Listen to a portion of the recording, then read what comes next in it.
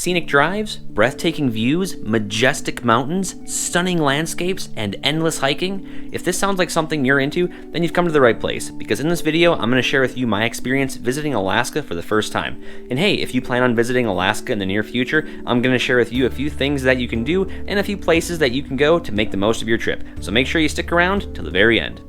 So I stayed in the little town of Whittier, Alaska, which is about an hour southeast of Anchorage, depending on how fast you drive.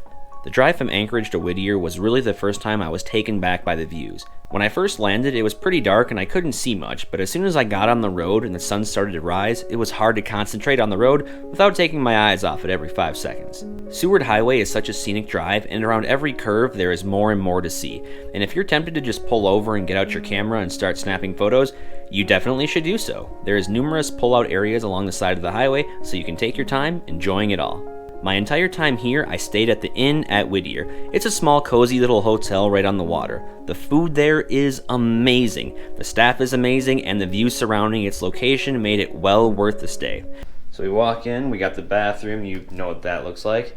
And then here we have the bed. Nice, cozy little place to chill for a few days. TV in here. I was watching Sabrina the Teenage Witch, you know, kicking it old school. And we do have coffee, and this is the view outside. It's pretty bright out there today, so I hope you guys can see it okay. But yeah, got the mountains right outside. And they do have a bar in case you need to get your drink on after a long day of sightseeing. And I would definitely recommend the Alaskan Double Cheeseburger. It will definitely keep you full for a long time. And if you do decide to stay in Whittier, or you just want to go there and visit for the day, then pay close attention to what I'm going to tell you next. Aside from airplanes and boats, the only way in and out of this town is through a 2.5-mile long tunnel that runs through the mountain. It's pretty much open all day and only lets traffic in and out one way at a time, and it rotates about every half hour or so. And there is a regular schedule, so you can plan your trip accordingly. I'll post that link down in the description for you, so that way you can keep track of the tunnel times to better plan your stay. Oh, and I almost forgot, every time you do decide to enter the tunnel, there is a small fee to use it. If you have a small, boring, non-chick magnet car like me, it was only $13 every time I decided to go through, but it does vary depending on what type of vehicle you have and if you're hauling something. Here's a quick picture to kind of give you an idea of what you would have to pay, but that is only when you're entering the tunnel. There is no cost to leave. And again, that link with more information about the tunnel and fees will be in the description below. And shortly after getting checked in, I made my way to the nearest hiking spot. Here's what I saw. Just made it to the Emerald Cove Trail, and this is amazing. Just the trees, the mountains, the water is super, super clear. We're gonna get the drone up in the air in a second, but we're gonna take in the beauty first. So I later found out that the trail does go much further up the shoreline, but there was quite a bit of recent snowfall, and I was not dressed in the proper attire to hike through it. So I made the most of my little adventure at this stop. Emerald Cove is only about a couple miles away from the Whittier Inn, so if you're just looking for a nice place to relax with epic views of the mountains, I would most certainly recommend putting this one on your itinerary.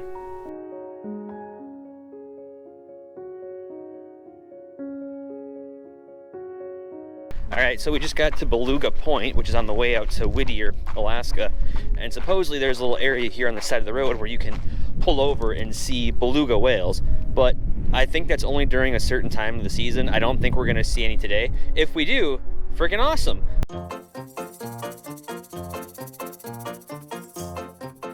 But if you don't see any, it's still a pretty cool place to go check out. So we're gonna cross the railroad tracks and then check it out. So you park up there, and then there's other ways you can kind of get down.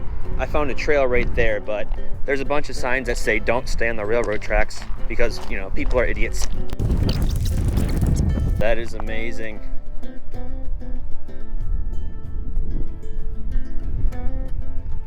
It may look nice and sunny out here, but don't let it fool you. It's pretty freaking cold. I didn't bring a winter jacket, I just brought 2 sweatshirts because I tried to fit everything into my carry-on, which I somehow did. But yeah, here's the area. No whales, bummer, but it's still a pretty cool area. Got the mountains back there. I can't get enough of those. I've almost crashed like 3 times because I was gazing at the gazing at the mountains. That is a long way up there. There was a bunch of, I'll have to show you guys this, but there was a bunch of little waterfalls along the side of the road. I couldn't pull over and check them out, but hopefully I can find a couple more down the road. And all that water just drips from the top, then makes its way back out into the ocean. Okay, little bit of climbing involved. Not darn pine cones. Ugh. Whew.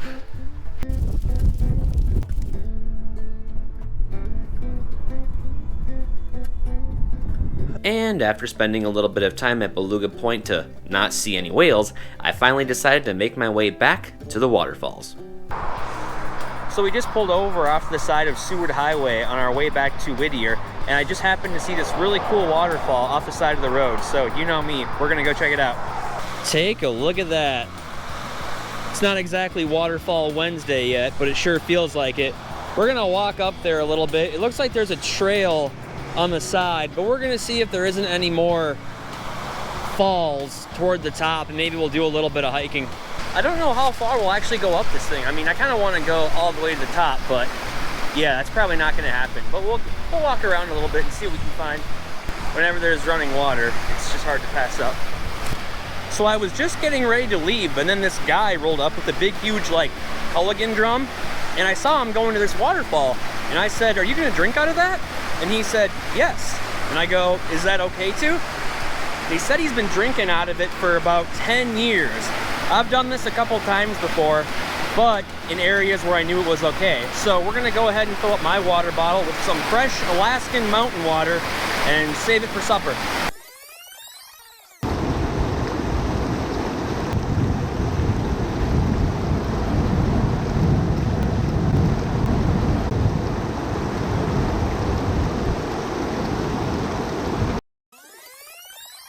All right, so now we have our 100% fresh Alaskan mountain water.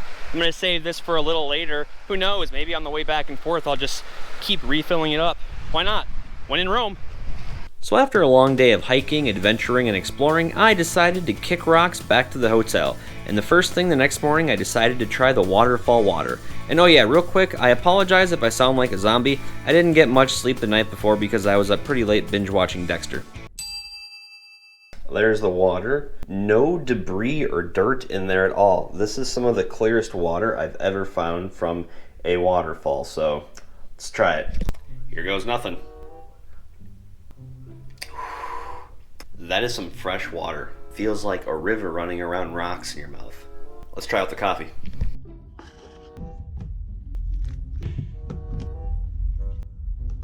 All right, time to give this coffee made from fresh Alaskan mountain water a taste. Ooh, that is smooth. Definitely a difference than using regular faucet water. Too bad I can't bring this stuff back with. And continuing on with our journey, if you actually drive about another 4 miles south on Seward Highway coming from Falls Creek, you will run into another little area just off the side of the highway known as Bird Creek. It's just another little hiking/recreation area where you can get out, fish, take your dog for a walk. Heck, there's even a bridge there with a lookout point so you can get out and gaze at the views of the surrounding area. Or take selfies, whatever you're into. I'm not gonna judge. Okay, so we just pulled over at Bird Creek. We're gonna get out and walk around and see if it's worth taking a look at. I mean, I'm pretty sure it is because I stopped here, but we'll give you guys a glimpse. You definitely know you're in bear country when you see something like this. Gives you all types of situations for every type of bear that you can encounter. Hopefully we don't encounter this one because yeah, that would be a bad day. All right, so it looked like there was a bridge over there with what looked like some pretty amazing views of the mountains. So we're gonna walk over there and check it out. Take a look at this. This is truly fascinating. Take a look at this. The reason why it looks like someone yanked the plug and all the water's been drained is because it's low tide right now, and it's about 1 o'clock, I want to say right now, and around 7 o'clock, 7:30 p.m. tonight, the tide's going to come back in, and this is all going to fill in behind me, so hopefully we can come back later and take a look at it because it's pretty cool to see. Bird Creek ended up being a fun little stop. Did a little hiking on one of the trails and snapped a few photos of the bridge and the mountains. There is also a bike/walking path like the one you see right here that does follow alongside the bay for quite a while. So if you're into biking or you just like to walk, this would be a great place for it. Hey, what is up everybody? I just want to jump on here real quick and say if you're enjoying what you're seeing so far, then definitely go ahead and go Will Smith on that like button. And hey, if you want to see more stuff, then definitely go ahead and subscribe because I got a lot more adventures coming your way. Back to the video. Alright, now before we get to the highlight of the trip and I show you what made Alaska worth visiting, I want to show you two other locations that are also worth stopping in at. The first is a viewing point where you can watch planes take off from the Anchorage airport. I found this place completely by accident, but I'm glad I did. Here's the little viewing area, and as you can see, it's just northwest of the Anchorage, Alaska airport. It's super easy to get to, and there was actually quite a few people there too watching the planes take off, and I enjoyed every moment of it. And hey, if you have kids, I would definitely recommend bringing them here because, well, you know, kids like airplanes, and it'll definitely give them something to do.